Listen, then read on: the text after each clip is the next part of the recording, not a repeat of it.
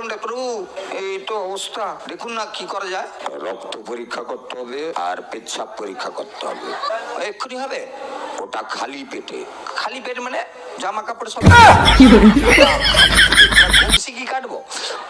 খালি পেটে, পেটের মধ্যে কিছু থাকবে নি, গামছা রাখা যাবে নি। তুমি সকালবেলা এসো।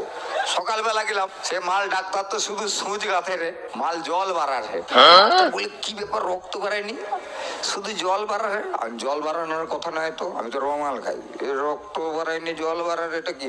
তোমাকে এক কাজ করতে হবে, তোমার রক্ত পরীক্ষা করতে হাত কাটতে হবে। হাত কেটে রক্ত লিছে, তারপর বলে এবার তোমার পেচ্ছাপ পরীক্ষা করতে হবে। না কেন করবনি? রক্ত পরীক্ষা করতে যদি হাত কাটতে হয়, পেচ্ছাপ পরীক্ষা করতে কি কাটতে হবে?